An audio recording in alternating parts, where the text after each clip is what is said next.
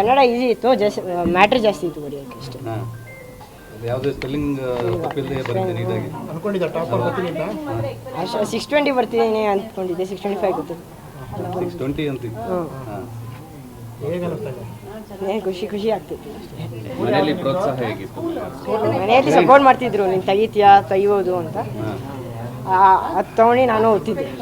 ಅಪ್ಪ ಏನೋ VRS ತಗೊಂಡ್ರು ನೀನು ಎಜುಕೇಷನ್ಗೋಸ್ಕರ ಅಂತ. ಅಪ್ಪ ಏನೋ VRS ತಗೊಂಡ್ರು ನೀನು ಎಜುಕೇಷನ್ಗೋಸ್ಕರ ಅಂತ. ಗೌರ್ಮೆಂಟ್ ಇಂಜಿನಿಯರ್ ಆಗಿದ್ರಾ ಇಲ್ಲ, ಏನು ಬಿಟ್ಬಿಟ್ರು ನಮ್ಮಪ್ಪ ಕೆಲಸ ಮಾಡಿದ್ರು. ಏನಕ್ಕೆ ಕೆಲಸ ಬಿಟ್ಟು ಅಂತ ಗೊತ್ತಿಲ್ಲ ನನಗೂ.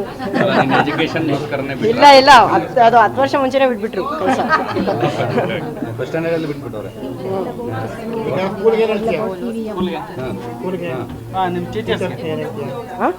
ಟೀಚರ್ಸ್ಗೆ ನಮ್ಮ ಟೀಚರ್ ಅವ್ರ ಸಹಾಯದಿಂದನೇ ಆಗಿರುತ್ತೆ. ಸರಿ ಪಾಠ ಮಾಡ್ತಿರಲ್ವಾ? ಸರಿಯಾಗಿ ಅವ್ರು ಜಾಸ್ತಿ ನಮಗೆ ಅಪ್ಲಿಕೇಶನ್ ಲೆವೆಲಲ್ಲಿ ಹೆಲ್ಪ್ ಮಾಡ್ತಿದ್ರು, ಬರೀ ಬುಕ್ಸ್ ಅಂತ ಅಲ್ಲ. ಟ್ಯೂಷನ್ ಹೋಗ್ತಿರ್ಲಿಲ್ಲ, ಸ್ಕೂಲಲ್ಲೇ ಇಲ್ಲ. ಹೇಗಿರುತ್ತೆ ಈಗ ಮಾರ್ಕ್ಸ್ ತಗೋಬೇಕಂದ್ರೆ ಏನು ಮಾಡಬೇಕು ಬೇರೆ ಸ್ಟೂಡೆಂಟ್ಸ್? ಅದೇ ನಾವು ಬುಕ್ಗಿಂತ ಜಾಸ್ತಿ ಅಪ್ಲಿಕೇಶನಲ್ಲಿ ಓದಬೇಕು. ಅಂದರೆ ನಾವು ಅದು ಡೇ ಟು ಡೇ ಲೈಫಲ್ಲಿ ಅಪ್ಲೈ ಮಾಡ್ತಾ ಹೋಗ್ಬೇಕು, ಆವಾಗಲೇ ಆಗೋದು. ಅರ್ಥ ಮಾಡ್ಕೊಂಡು ಓದಬೇಕು. ಇಲ್ಲ, ಅರ್ಥ ಮಾಡ್ಕೊಂಡು ಓದಬೇಕಷ್ಟೇ. ಜಾಸ್ತಿ ಓದೋದ್ರಿಂದ ಬ್ಯಾಡ್ ಮಾಡೋದ್ರಿಂದ ಸಿಗಲ್ಲ.